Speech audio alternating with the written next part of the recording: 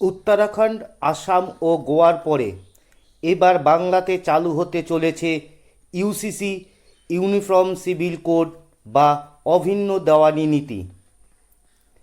UCC হলো এমন একটি আইন ব্যবস্থা যেখানে সব ধর্মের নাগরিকের জন্য একই ধরনের দেওয়ানি আইন প্রযোজ্য হবে, অর্থাৎ ধর্মভেদে আলাদা বা ব্যক্তিগত আইন থাকবে না, সকল ব্যক্তির জন্য একটি আইন প্রযোজ্য হবে।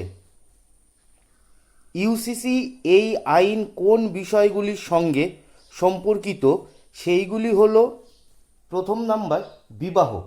ইউসিসি অনুযায়ী বিয়ের জন্য একই ধরনের আইন শর্ত থাকবে। বিবাহের জন্য ন্যূনতম বয়স সবার জন্য সমান হতে হবে। বিয়ের নিবন্ধন বাধ্যতামূলক করবার মতন বিধান থাকতে পারে। ধর্মের ভিত্তিতে আলাদা বিবাহ আইন থাকবে না।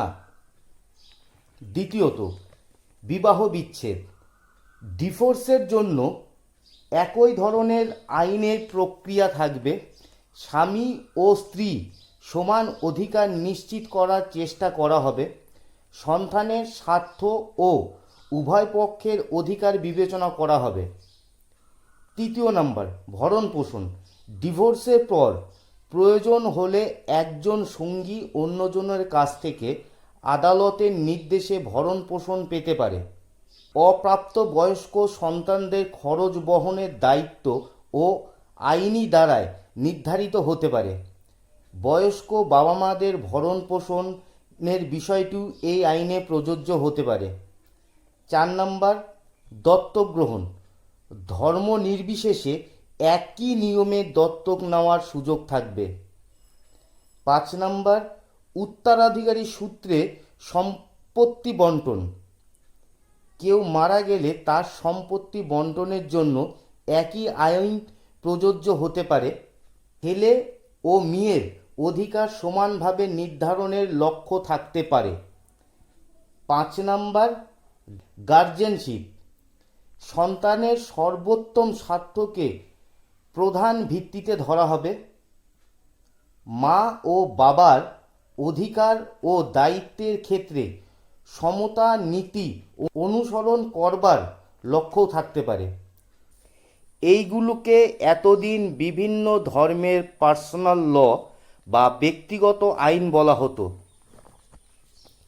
বর্তমান ভারতের বিভিন্ন ধর্মের মানুষের জন্য বিভিন্ন ব্যক্তিগত আইন রয়েছে, যেমন হিন্দু ধর্মের জন্য পৃথক ব্যক্তিগত আইন, মুসলিমদের জন্য পৃথক ব্যক্তিগত আইন ও খ্রিস্টান ধর্মের জন্য পৃথক ব্যক্তিগত আইন। ইউসিসি কার্যকর হলে এই সব বিষয়ে ধর্মভেদ আলাদা আইন না থেকে একই আইন প্রযোজ্য হবে।